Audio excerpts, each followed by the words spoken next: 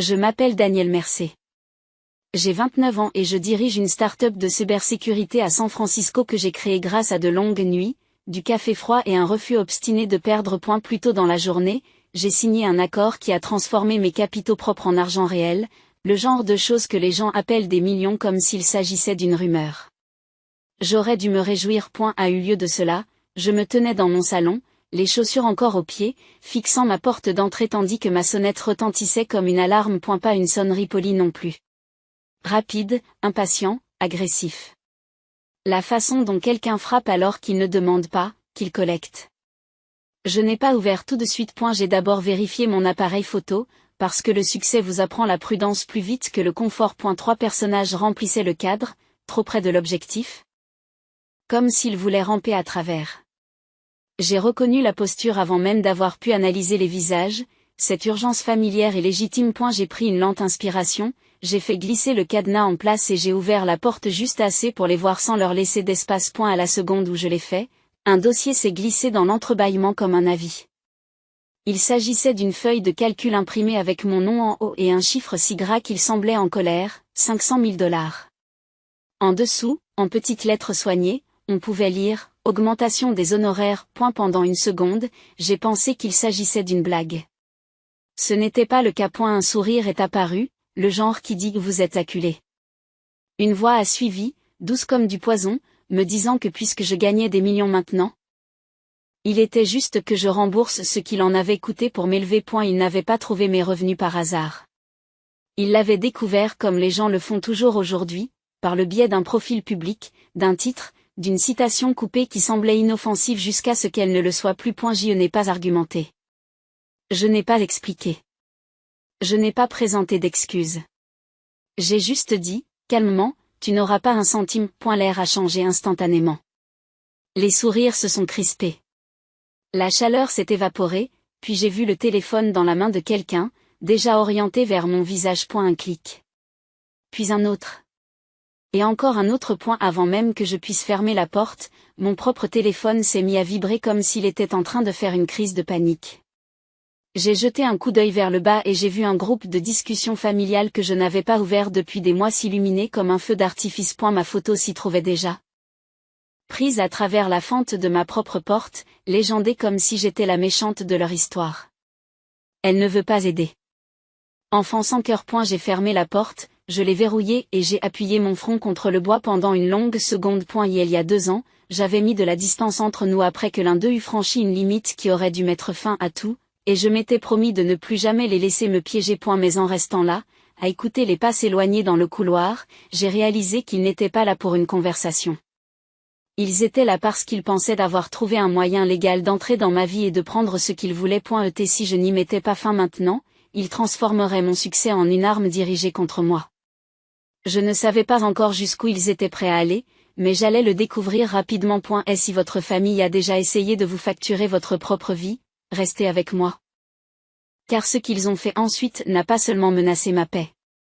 Ils ont menacé ma carrière, ma réputation et ma liberté. Lundi matin, ce n'était pas seulement mon téléphone qui sonnait. C'était toute ma vie. Je suis entrée au bureau en essayant de prétendre que je pouvais séparer le travail de la famille, que je pouvais classer cette scène devant ma porte d'entrée dans la catégorie personnelle et passer à autre chose. Mais à la seconde où l'ascenseur s'est ouvert, je l'ai senti. Les regards de travers. Le silence soudain qui se produit lorsque les gens cessent de parler au moment où vous êtes assez près pour les entendre. Je n'étais même pas arrivée à mon bureau que mon assistante s'est avancée devant moi, les yeux écarquillés, en me disant que ma boîte de réception explosait. Pas de questions d'investisseurs. Pas des demandes de clients. De la haine. Des accusations. Des inconnus qui me traitaient de fraudeur. Un monstre. Une fille riche et égoïste qui a abandonné sa propre famille. J'ai ouvert mon courrier électronique et j'ai vu des lignes d'objets qui m'ont retourné l'estomac. PDG cupide, remboursez vos parents. Tu ne mérites pas ce que tu as.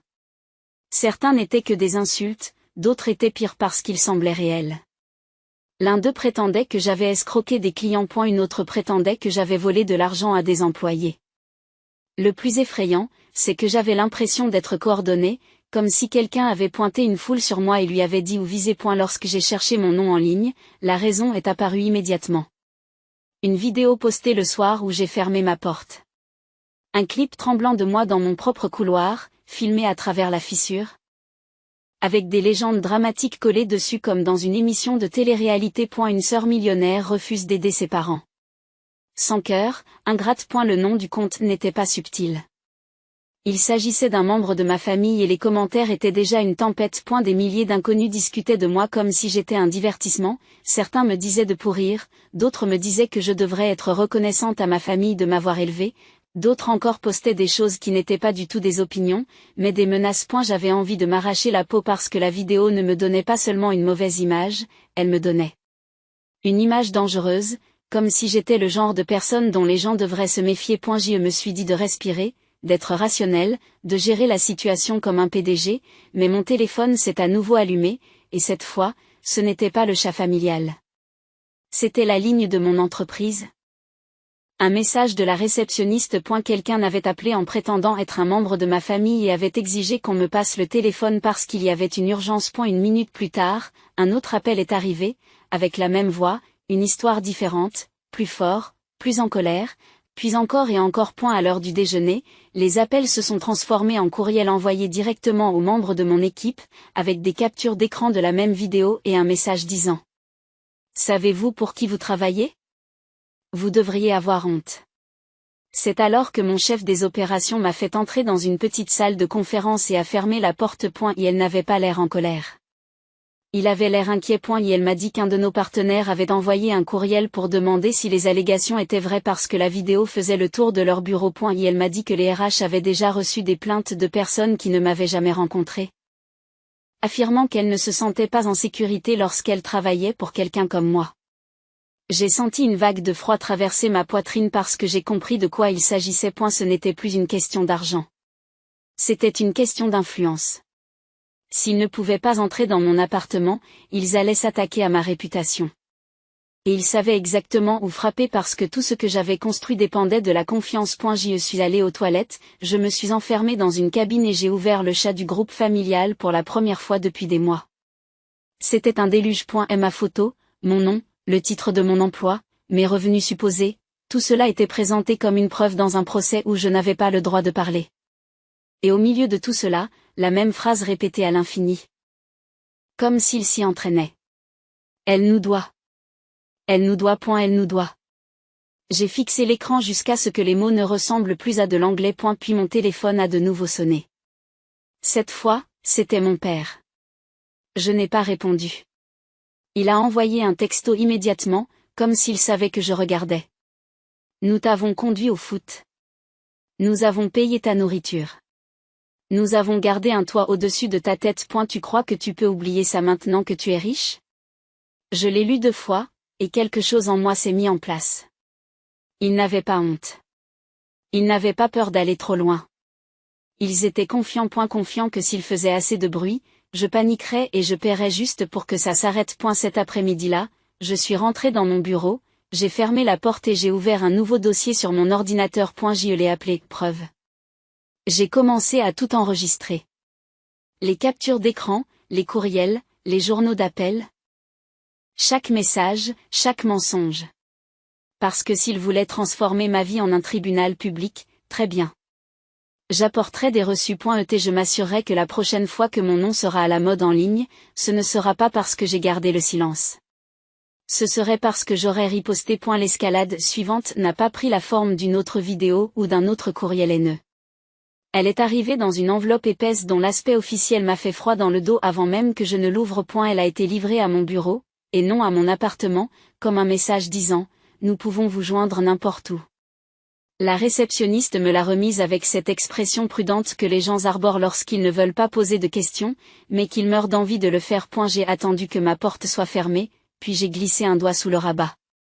Sur la première page, il y avait mon nom en gras et un numéro de dossier en dessous.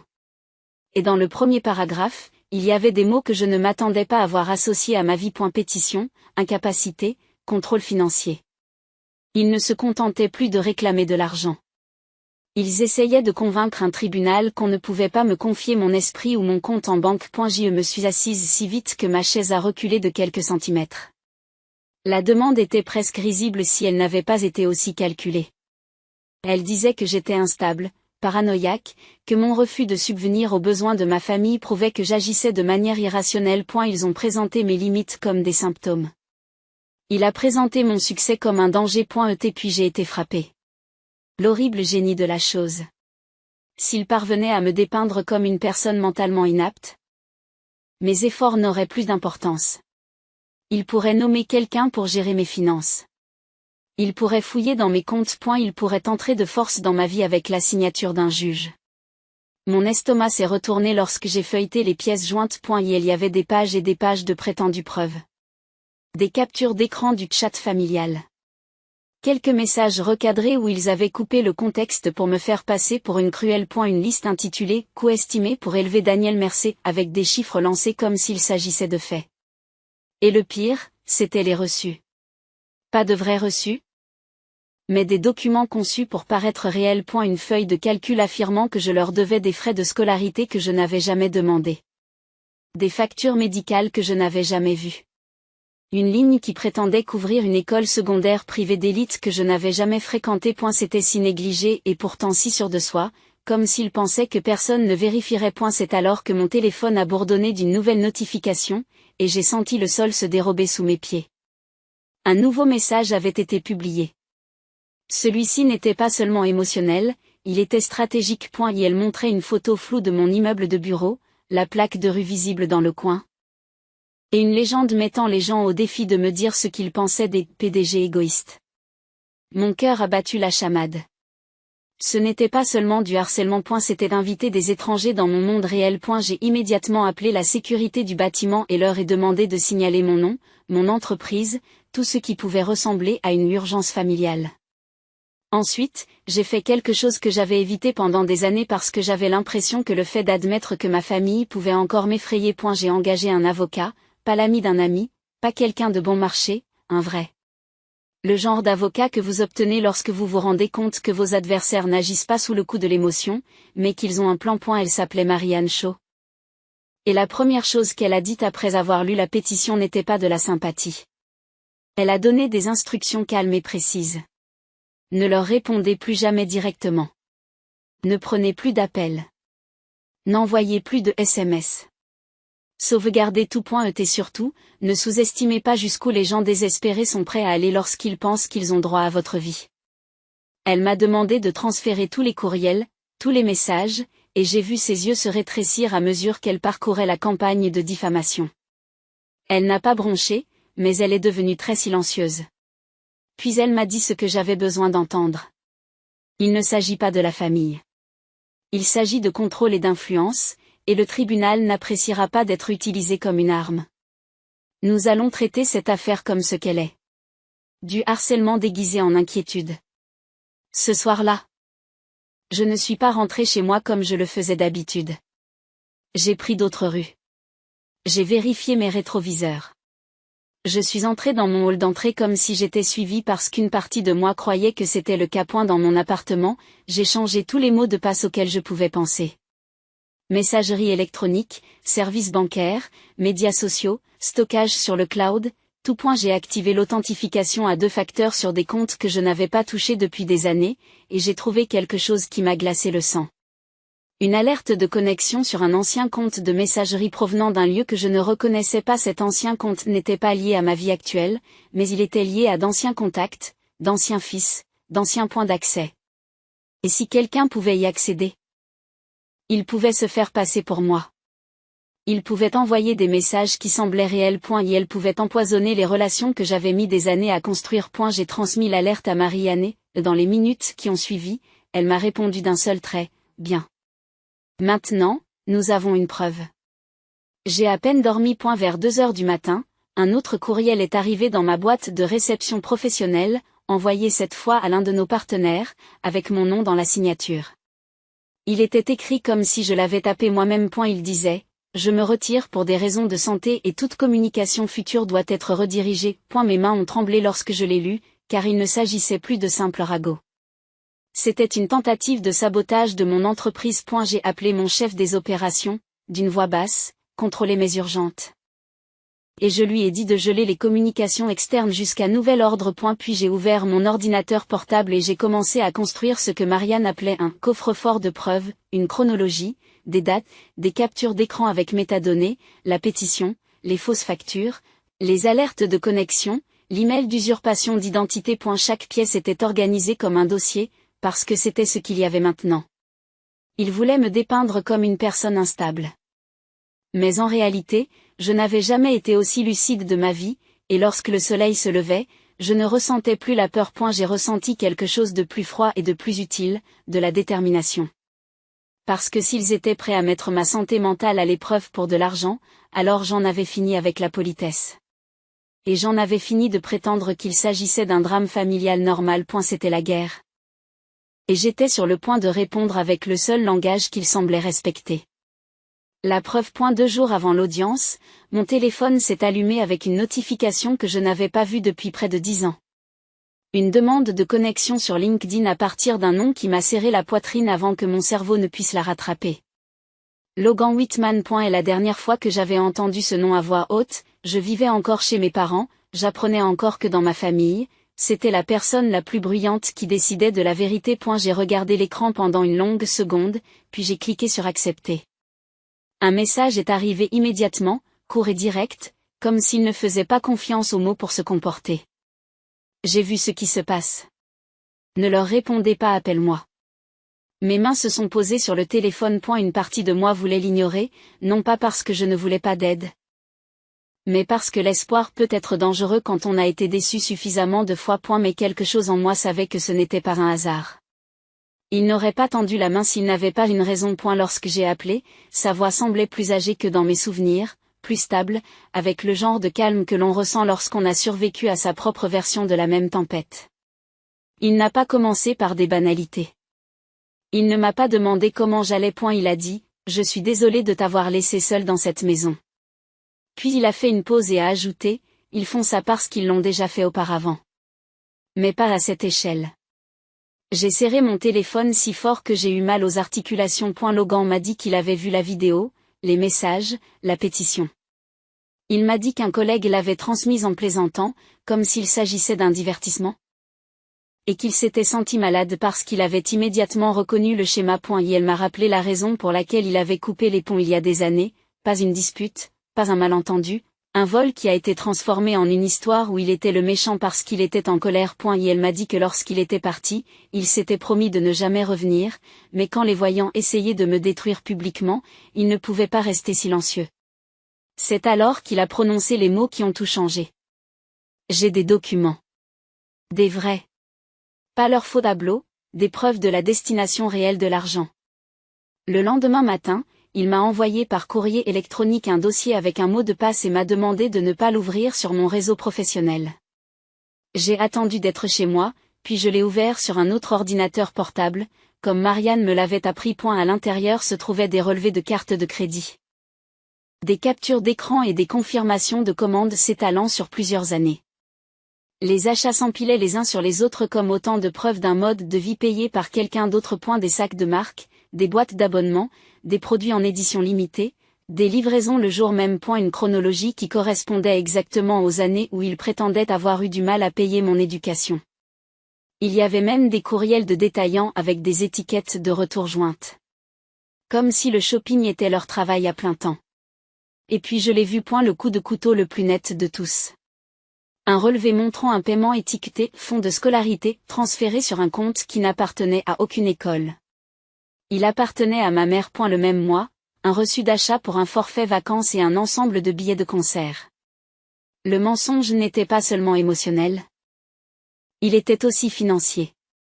Il était documenté. J'ai senti la chaleur monter derrière mes yeux, non pas parce que j'avais envie de pleurer, mais parce que je comprenais enfin que je n'étais pas folle de me sentir utilisée. Ils avaient construit tout un récit autour du sacrifice, et ce n'était rien d'autre qu'un costume. Le message de Logan sous le dossier était simple. Ils diront au juge qu'ils s'inquiètent pour toi. Ce n'est pas le cas. Ils s'inquiètent de ne pas pouvoir te joindre. Il a aussi inclus quelque chose que je n'attendais pas, une copie d'un ancien rapport de police qu'il avait déposé il y a des années après l'incident de vol, celui qui avait été étouffé par la pression familiale et la culpabilité jusqu'à ce qu'il l'abandonne. À l'époque, cela n'avait servi à rien. Aujourd'hui, il était important. Car il montrait des antécédents de violation des limites et de manipulation financière. J'ai tout transmis à Marianne. Sa réponse ne s'est pas fait attendre. C'est un tournant. Nous pouvons démontrer le motif, le schéma et l'intention. Elle m'a dit de ne plus penser à l'audience comme si je me défendais, mais plutôt comme si je les dénonçais. Le jour de mon rendez-vous d'évaluation, je suis entrée dans la clinique les épaules en arrière, non pas parce que je n'étais pas nerveuse, mais parce que j'en avais assez d'agir comme si c'était moi qui devais avoir honte. Le médecin, le docteur Vanessa Park, n'était ni froid ni dramatique. Elle était directe. Elle m'a dit que son travail ne consistait pas à juger mes conflits familiaux. Il s'agissait de déterminer si j'étais capable de prendre des décisions pour moi-même. Pendant des heures, elle m'a posé des questions sur mon travail, ma routine, mon stress, mes capacités d'adaptation, mes antécédents. Elle a testé ma mémoire, ma logique. Mon jugement. Elle m'a demandé pourquoi j'avais refusé la demande d'argent, et je lui ai dit la vérité en une phrase. Parce que je ne suis pas un compte en banque et que l'amour n'est pas un prêt. Elle a regardé mon visage quand je l'ai dit, comme si elle voyait que ce n'était pas répété. À la fin du rendez-vous, elle n'a pas souri, mais son ton s'est légèrement adouci. Vous êtes sous pression, dit-elle, mais vous n'êtes pas affaibli. Vous réagissez de manière appropriée au harcèlement. Je suis sortie à la lumière du soleil en ressentant quelque chose que je n'avais pas ressenti depuis le début. Un élan. Ce soir-là, Logan a rappelé. Il n'avait pas l'air triomphant. Il avait l'air protecteur. Il m'a dit qu'il témoignerait si nécessaire, et qu'il se fichait de qui cela pouvait offenser. Et elle m'a dit, ils ont toujours compté sur le fait que tu sois le plus discret. Ne le sois plus. J'ai raccroché et j'ai regardé mon ordinateur portable. Le coffre-fort de preuves que Marianne et moi avions construit, la chronologie qui n'était plus seulement ma parole contre la leur. Pour la première fois depuis l'explosion de ma sonnette, je ne me demandais pas si je pourrais survivre à tout cela. Je me demandais avec quelle force le tribunal allait les frapper lorsqu'il verrait ce qu'ils avaient essayé de faire. Le tribunal n'avait rien de dramatique. Il était stérile, lumineux et tendu, comme le sont toujours les conséquences réelles. Je suis arrivée tôt avec Marianne Shaw, mon avocate, et elle m'a dit deux choses avant que nous entrions. Gardez un visage calme. Laissez-les se pendre avec leur propre histoire. À l'intérieur, je les ai vus assis ensemble, comme un front uni. Ma mère arborait cette expression douce et blessée qu'elle réservait aux étrangers. Mon père regardait droit devant lui, comme s'il était le plus raisonnable. Quant à ma sœur, elle avait l'air presque excitée. Comme si elle était satisfaite. Le juge a ouvert l'audience en résumant la requête. Il voulait que le tribunal me déclare mentalement inapte et qu'il confie mes finances à quelqu'un. Ce que j'ai dit à voix haute m'a serré l'estomac, mais Marianne n'a pas bougé. Elle n'a pas bougé. Les autres avocats ont pris la parole en premier, décrivant leur inquiétude comme telle. Ils ont prétendu que j'étais paranoïaque, irrationnelle, que je refusais de soutenir ma famille et que mon succès m'avait rendu instable. Puis ils ont présenté leurs preuves. La feuille de calcul de l'augmentation des honoraires, une pile de fausses factures, des captures d'écran du chat familial. Ma mère s'est tamponnée les yeux comme si elle me pleurait. Et ma sœur a ajouté la phrase qui, selon elle, allait tout faire gagner. Elle gagne des millions, votre honneur. Elle pourrait payer et ne jamais le sentir. Le juge n'a pas réagi comme elle s'y attendait. Au lieu de cela, il a posé une question simple qui a fait l'effet d'un marteau. Où sont les reçus originaux? Pas une feuille de calcul. Des captures d'écran. Les originaux. Il y a eu une pause trop longue pour être ignorée. Mon père a essayé de la remplir avec des discours sur le sacrifice. Ma mère a acquiescé. Ma sœur s'est penchée en avant, faisant mine d'être blessée. Puis Marianne s'est levée, calme, précise et mortelle. Votre honneur, a-t-elle déclaré, ce n'est pas une préoccupation. C'est de la coercition appuyée par des documents falsifiés. Elle a commencé par leur feuille de calcul. Qui l'a fait? Mon père a admis que c'était ma mère. Sur la base de quels documents? Il a parlé de mémoire. Marianne a répété la question jusqu'à ce que le silence devienne la réponse. Puis elle est passée au plus gros mensonge de leur dossier. Les frais de scolarité et d'éducation qu'ils prétendaient me devoir. Marianne a produit mes dossiers scolaires, des lettres de bourse. des formulaires fiscaux et des relevés bancaires montrant que j'avais payé de ma poche depuis l'âge de 18 ans. Elle n'a pas cherché à émouvoir. Elle a rendu les choses indéniables. Puis elle a présenté la preuve qui a changé la pièce. De vrais relevés. De vrais numéros de compte. Des achats qui correspondaient exactement au mois où il prétendait avoir du mal à payer pour moi. Des commandes de luxe. Des livraisons le jour même. Des billets de concert. Une réservation de vacances juste après qu'un fonds pour les frais de scolarité ait été transféré directement sur le compte personnel de ma mère. L'expression du juge s'est crispée. Les mains de ma mère ont commencé à trembler. Le sourire de ma sœur a disparu. Le juge s'est tourné vers ma sœur et lui a demandé pourquoi elle avait posté la vidéo et pourquoi elle avait inclus des détails qui avaient conduit des étrangers à contacter mon lieu de travail. Et ma sœur a tenté de se défausser en disant qu'elle ne pouvait pas contrôler Internet. Marian a présenté des captures d'écran montrant qu'elle avait encouragé le dogpile et a remercié les gens de m'avoir demandé des comptes. Le juge a cessé de prendre des notes pendant un moment, se contentant de regarder fixement. Puis le juge a examiné le rapport d'évaluation indépendant du docteur Vanessa Park. Stable. Capable. Soumis à un stress ciblé dû au harcèlement. Pas de base pour le contrôle financier. C'est à ce moment-là que le visage de mon père a changé, comme s'il avait réalisé qu'il était allé trop loin. Et la décision est tombée nette et ferme, la requête est rejetée. Le juge a déclaré que la demande semblait destinée à faire pression sur moi pour que je paie. Il leur a ordonné de cesser tout contact, y compris les messages en ligne, et a accordé une ordonnance restrictive. C'est alors qu'est arrivée la partie qui m'a fait desserrer la poitrine pour la première fois depuis des semaines. Le juge les a condamnés à payer mes frais de justice et leur a imposé des sanctions supplémentaires pour mauvaise foi. Ma sœur a émis un petit son étouffé, comme si elle n'arrivait pas à croire qu'elle n'obtenait pas ce qu'elle voulait. Ma mère a eu l'impression que son masque s'était fissuré. Mon père avait l'air abasourdi. Marie-Anne a rassemblé nos papiers et s'est approchée de nous. Maintenant, nous allons sur une clôture, a-t-elle dit. Dans le couloir, alors qu'il se tenait là, sans rien d'autre que la colère et la peur, mon téléphone a sonné. La vidéo qui avait déclenché tout cela avait de nouveau été signalée et faisait officiellement l'objet d'un examen pour harcèlement. J'ai regardé l'écran, puis et j'ai compris exactement quelle serait ma prochaine action. Quelques mois plus tard, ma vie ne ressemblait plus du tout à celle qu'ils avaient essayé de détruire. Le bruit s'est d'abord estompé, non pas parce que l'Internet s'est soudainement doté d'une conscience, mais parce que les conséquences sont plus fortes que les rumeurs lorsqu'elles sont réelles. L'ordonnance restrictive n'était pas un simple morceau de papier, c'était une frontière avec des dents. Les termes employés par le juge étaient clairs et Marie-Anne a veillé à ce qu'ils soient appliqués. Toute tentative de me contacter directement, toute tentative d'utiliser quelqu'un d'autre pour me joindre, toute mention de mon lieu de travail en ligne, tout cela constituait une violation. Ma sœur a vite appris que lorsqu'un tribunal vous ordonne d'arrêter, vous ne pouvez pas le traiter comme une suggestion. La vidéo qui a déclenché tout cela n'a pas seulement été supprimée. Son compte a été soumis à des restrictions, puis à une suspension. Et enfin à une suppression totale après des rapports répétés et un harcèlement avéré. Elle a essayé de réapparaître avec un nouveau profil, mais le résultat n'a pas été le même. L'outrage original, sans mon nom à cultiver. Elle n'était qu'une voix amère de plus qui hurlait dans une foule qui était déjà passée à autre chose. Pendant ce temps, mon affaire juridique ne s'est pas terminée le jour où la pétition a été rejetée.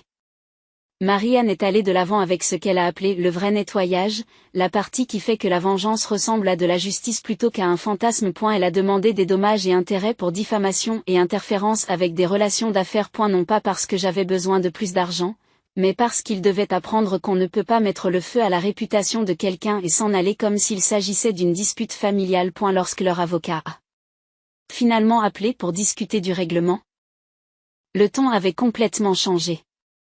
Il n'y avait plus de discours vertueux sur le sacrifice. Plus de discours sur ce que je devais. Il n'y avait que la peur des chiffres qu'ils ne pouvaient pas se permettre. Ils ont essayé de négocier comme s'il s'agissait encore d'une affaire émotionnelle. Marie-Anne leur a coupé l'herbe sous le pied. C'est une question financière maintenant, leur a-t-elle dit. Vous l'avez rendu financier au moment où vous avez déposé cette requête. L'accord qui a suivi était discret, mais il était brutal, comme le sont toujours les conséquences discrètes. Ils ont dû payer les frais de justice. Ils ont dû signer une clause stricte de non-contact. Ils ont dû supprimer les messages me mentionnant et cesser de raconter l'histoire. Et comme ils ne disposaient pas de l'argent nécessaire, Le tribunal a autorisé des méthodes d'exécution qui frappent là où ça fait mal. Les salaires pouvaient être saisis. Les biens pouvaient être saisis si les paiements n'étaient pas effectués. Les personnes qui se sont présentées à ma porte pour me réclamer un demi-million de dollars ont soudain dû expliquer à un greffier pourquoi elles ne pouvaient pas s'acquitter d'un plan de paiement mensuel. Mes parents n'ont pas tout perdu du jour au lendemain, mais ils ont perdu ce à quoi ils tenaient le plus, leur image. Les murmures du voisinage ont commencé lorsque les avis juridiques sont arrivés. Le coup de massue est venu lorsqu'ils ont dû mettre la maison en vente. Une pancarte à vendre a été placée devant l'endroit même où ils avaient l'habitude de prouver qu'ils étaient de bons parents. Ils ont dit à leurs proches qu'ils réduisaient leurs effectifs, mais les gens parlent.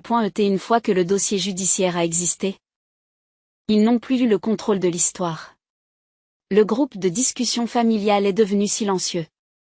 Les cousins qui avaient l'habitude d'encourager les messages de honte ont cessé de commenter. Non pas parce qu'ils me respectaient soudainement, mais parce que personne ne voulait être associé à des personnes qu'un juge avait publiquement condamnées pour harcèlement de mauvaise foi. Mon père a pris un second emploi pendant un certain temps, et ma mère a recommencé à jouer les victimes, disant à qui voulait l'entendre que je m'étais retournée contre la famille. Mais la sympathie ne s'est pas manifestée comme elle s'y attendait. Pas après les captures d'écran, pas après les ordres, pas après les sanctions. C'est ma sœur qui a été la plus durement touchée, car toute son identité reposait sur l'attention qu'elle suscitait. Une fois que ses comptes sont devenus sombres, elle a essayé de se réorienter vers la vie réelle.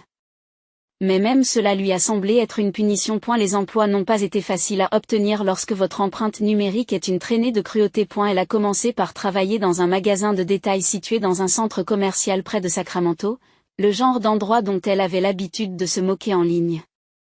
Et pour la première fois de sa vie, elle avait un emploi du temps, un responsable, un uniforme, une pointeuse. L'ironie aurait été amusante si elle n'avait pas été aussi moche. Elle a quand même essayé de me blâmer. Elle disait aux gens que j'avais ruiné sa vie.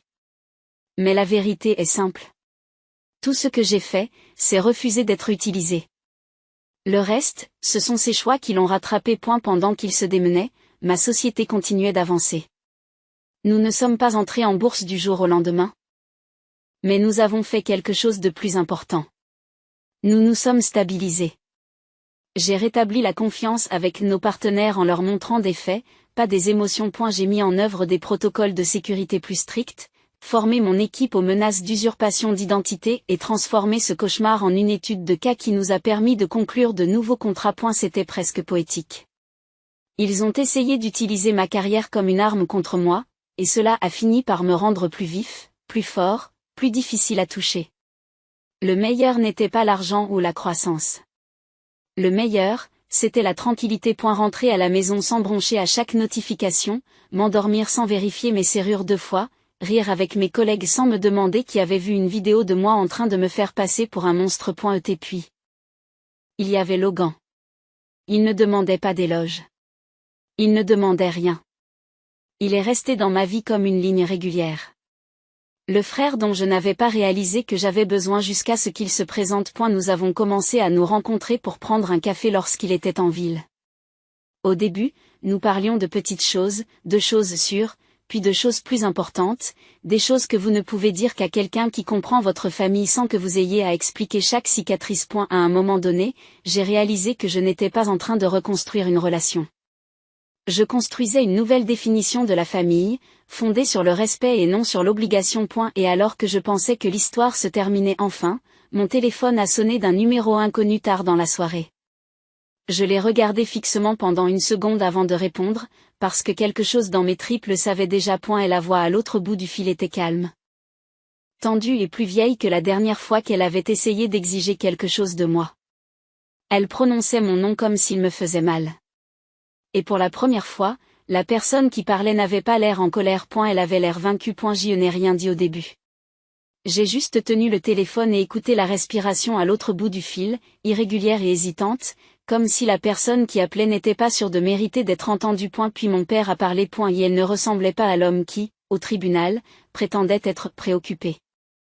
Il avait l'air plus petit, fatigué, comme si l'année écoulée l'avait finalement forcé à regarder les dégâts plutôt que les excuses. Et elle a répété mon nom, plus doucement, puis il a dit, « J'appelle d'une cabine téléphonique. Je n'ai pas enregistré votre numéro. Je ne veux pas enfreindre l'ordre. J'avais juste besoin que tu l'entendes une fois. » Mon estomac s'est resserré.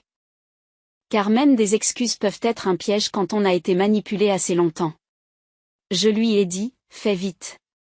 Il a avalé difficilement et a dit qu'il n'appelait pas pour demander de l'argent, et le fait qu'il ait même dû préciser cela m'a tout dit sur ce que nous étions auparavant. Il m'a dit que la maison n'existait plus, celle dans laquelle ils agissaient comme si ma vie leur appartenait. Vendu. Et elle a dit que le déménagement n'avait pas été un choix, pas vraiment. Entre les frais de justice, les pénalités et les paiements qu'il devait continuer à faire, il ne pouvait plus maintenir cette image. Puis il a dit quelque chose que je ne m'attendais pas à entendre de sa part, non pas parce que c'était dramatique, mais parce que c'était honnête. J'ai été faible, Dany. J'ai laissé ta mère gérer l'histoire. J'ai laissé ta sœur diriger la maison. Et je t'ai laissé prendre le blâme pour tout cela. Je fixais le comptoir de ma cuisine pendant qu'il parlait, regardant une goutte d'eau glisser sur la paroi d'un verre comme si elle avait tout le temps du monde. Et elle a dit qu'il avait demandé le divorce. Il ne l'a pas dit comme une menace ou une tactique. Il l'a dit comme une confession. Et elle m'a dit qu'il avait quitté l'État, en Arizona, pour rester avec sa sœur pendant un certain temps, parce qu'il ne se faisait pas confiance pour continuer à répéter le même schéma s'il restait. Et elle m'a dit qu'il ne me demandait pas de lui pardonner. Et elle a dit qu'il avait enfin compris que ce qu'il faisait n'était pas un conflit familial. C'était de l'abus financier déguisé en tradition. Il a dit la phrase qui m'a presque fait rire, parce qu'il était trop tard et que c'était encore vrai d'une certaine manière. Je pensais que si nous poussions assez fort, vous céderiez. Je n'avais pas réalisé que nous te chassions de nos vies pour toujours. Ma gorge s'est serrée. Mais j'ai gardé une voix égale. Je lui ai dit la vérité sans la maquiller. Tu ne t'es pas contenté de me pousser. Tu as essayé de me priver de mon autonomie. Tu as essayé de me faire passer pour une personne instable afin de pouvoir contrôler mon argent. Tu t'es moqué des conséquences sur ma carrière. Tu t'es fichu de ce que ça me faisait. Il y a eu un long silence, puis il a dit, je sais, et je suis désolé. Ce n'était pas un mot magique. Il n'a rien effacé. Mais il a fait quelque chose d'important. Il a confirmé que je n'avais pas imaginé la trahison. Cela a confirmé que mes limites n'étaient pas de la cruauté. C'était de la survie. Après avoir raccroché, je ne me suis pas sentie victorieuse. Je me sentais lucide. J'ai tout de suite envoyé un SMS à Logan, non pas pour raconter des ragots, mais pour m'ancrer dans la réalité. Et elle m'a rappelé en quelques secondes. Et nous avons parlé comme les gens parlent lorsqu'ils ont traversé quelque chose d'affreux et qu'ils ont vécu. Une semaine plus tard, j'ai pris l'avion pour Boston afin de le voir en personne, parce que c'est ce que je voulais maintenant. Pas des retrouvailles de pure forme. De vraies relations. Nous avons pris le petit déjeuner, pour la première fois depuis longtemps, j'ai ri sans regarder par-dessus mon épaule. Nous avons parlé du travail, de la vie, de toutes les choses normales que les familles toxiques vous font oublier que vous avez le droit d'avoir. Le dernier jour, Logan m'a dit quelque chose qui est resté gravé dans ma mémoire. Le sang fait la parenté. Le respect fait de vous une famille. C'est la leçon à laquelle je revenais sans cesse. Pas seulement pour moi. Mais pour tous ceux qui m'écoutent. Vous ne devez pas votre succès à des personnes qui ne se présentent que pour l'obtenir. Vous n'avez pas à laisser quiconque vous facturer votre naissance. Fixer des limites n'est pas égoïste. C'est du respect de soi. Et protéger votre paix n'est pas une trahison. C'est ce qui vous permet de continuer à construire une vie qui est vraiment la vôtre. Et si vous vous trouvez dans une situation où vos proches essaient d'utiliser la culpabilité, l'argent ou la honte publique pour vous contrôler, rappelez-vous ceci. Vous pouvez aimer quelqu'un et lui dire non. Vous pouvez vous éloigner et rester une bonne personne, et vous pouvez choisir une famille composée d'amis, de mentors, de partenaires et des quelques membres de la famille qui prouvent qu'ils sont en sécurité. Parce qu'une famille choisie reste une famille. Permettez-moi de vous poser une question. Si votre propre famille se présentait pour exiger des frais de garde et tentait de ruiner votre nom lorsque vous refusiez, que feriez-vous? Payeriez-vous pour que cela cesse, ou bien vous défendriez-vous et traceriez-vous une ligne que personne ne pourra plus jamais franchir? Laissez votre réponse dans les commentaires, car je sais que je ne suis pas le seul à avoir appris cela à la dure. L'équipe de Riven Jargon travaille d'arrache-pied pour créer des scénarios engageants et significatifs qui divertissent tout en partageant des leçons positives. Cette histoire est entièrement fictive, créée pour délivrer des messages éducatifs et des leçons de vie utiles à nos téléspectateurs. Je suis curieux de savoir quel est votre personnage préféré dans cette histoire, et pourquoi. Et quel thème devrions-nous aborder dans notre prochaine série sur les histoires de vengeance et les drames familiaux? Faites-nous part de vos idées dans les commentaires afin que nous puissions créer la prochaine histoire pour vous. Update for frickin' OBS. Yeah. Oh god, okay, I'll have to look at that one later. Okay, sorry, I didn't know what it was, and I was just trying to bring you back from the dead, and like, I died. I knew it was fast. I didn't think it was a Raiju though. So I was like, I think it's a Thay because it was fast as fuck. And then I was like, oh wait, bunnies. Bunnies. I love all the bunnies. Thank you, Mama. I think the bunny gave me like a split, like Thank you so much for doing lower Ghost. grace I was so lost without you, Mama. I couldn't do it on my own. All good. Selling my PC now, same. Alright, let's do a drop and then we'll go from there. Exclamation point drop it like it's hot. Pick your favorite emo, and if you land in the flowers, you get to tell us where we'll go. Let me take my allergy medicine. How's your headache going? Is your headache better? My headache's gone, but my allergies aren't. Oh jeez. Oh jeezums. Take your meds. Didn't we already say take your meds? I think we did. Take your meds, guys. Take your meds. What time is it? I need to pay attention to the time. John! Don't forget your meeting with your teacher. Sorry, guys. Plebby coming in hot. Will Plebby land on the flower petals? Essex coming in hot. Actually, you're going really slow, Essex, but it's okay. It's okay. Oh, guys, I updated my PP command. Did I already say this? The PP command has been updated, and so have the tarot cards. What? Mama? What ghosty will kill Cece this time? Are you trying to say that I cannot survive? Like, have we just... Tinky! Oh my gosh! Tinky! What? Welcome on in, readers! Welcome on in! For those of you that are new here, my name is Cece. I'm the slightly unhinged, highly caffeinated mom who found her way to Twitch. I am the head barista here at the Messy Cafe. How was the rest of your games and your stream? Right. Takey, how did everything go? Let me go say hello to everybody. Holy moly. Welcome in, Crazy Wolf. Welcome in, Reaper. Welcome in, Minzy. Welcome in, Kira. Oh, Kira. I like anime. Welcome in, Nari. Welcome in, Cuss. Welcome in, Risha. Welcome in, Slow. Welcome in, Truth. Hey, cutie patootie. Did we just become best friends? Yep. Welcome in, Kika. How is everyone? Hey. Had a good time. Thank you. Guys, if you need to raid and fade, not just Takey, but any of you that have come in with a raid, if you need to raid and fade, I totally understand.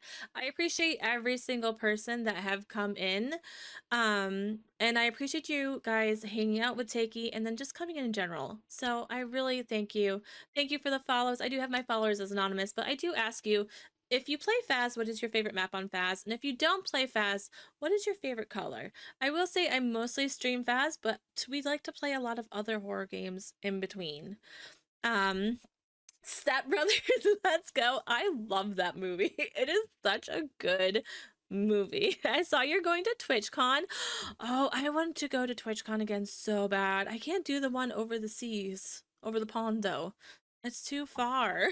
Well, hello, long time no see. Hi, Blue. Welcome on in, Blue.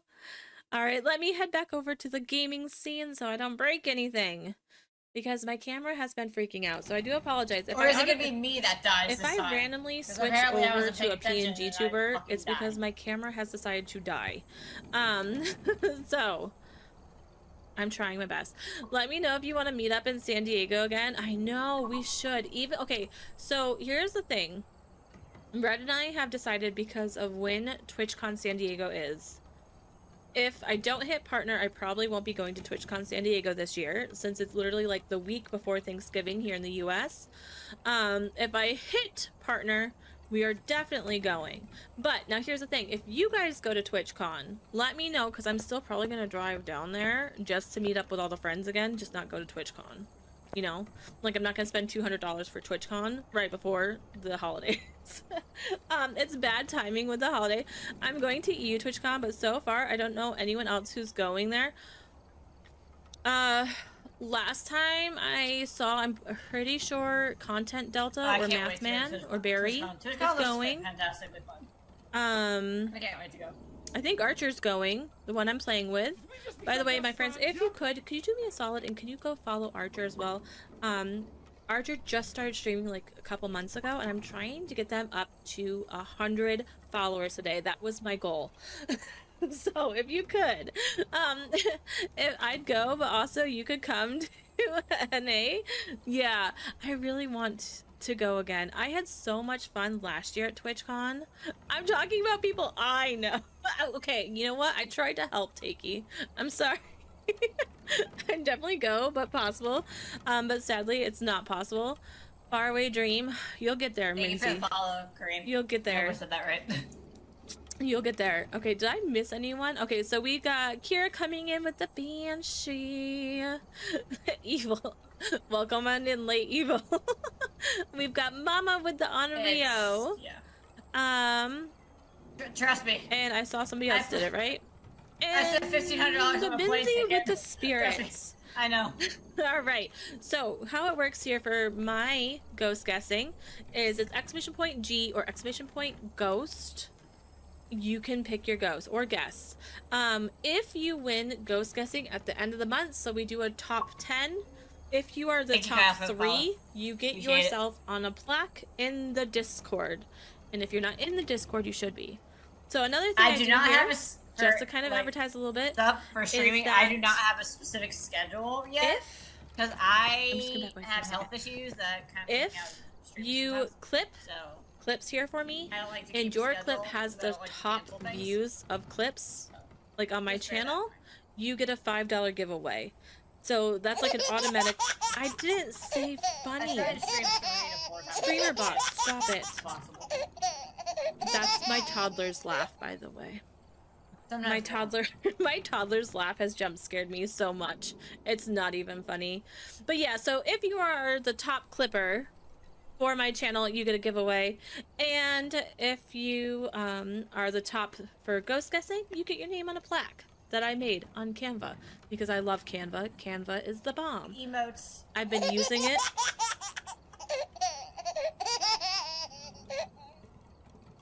Sometimes StreamerBot likes me, sometimes it doesn't like me. And now, right this moment, it just really likes that particular sound. Oh, my Lanta. But thank you again, everyone, for coming in with the raid, and thank you for hanging out, and thank you for the follows. I really appreciate you guys coming in. We're doing an exclamation point drop, and if you land...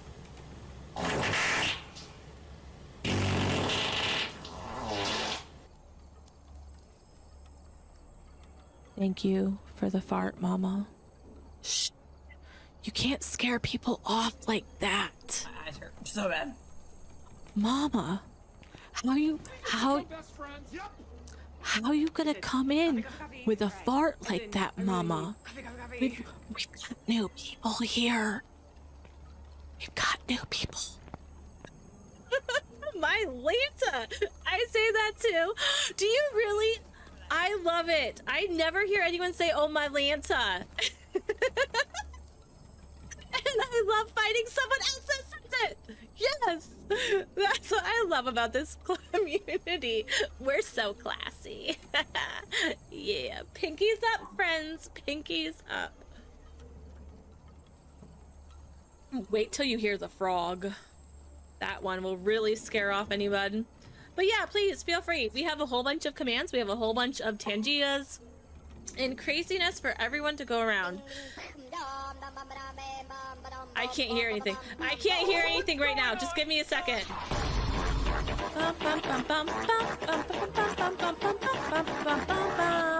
Boing.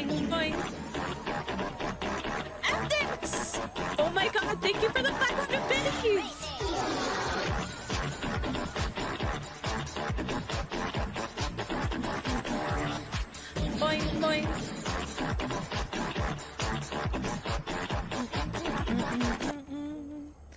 Have you ever seen someone dance to a fart before? Because I just did. Yep. Oh, I love this one too. Baby shark do do, baby shark do do, baby shark do do, baby shark. I do really quickly want to make it known too that I am a screamer. I do have a new microphone that likes to cut out my screams, but be warned, especially if you're wearing headsets. I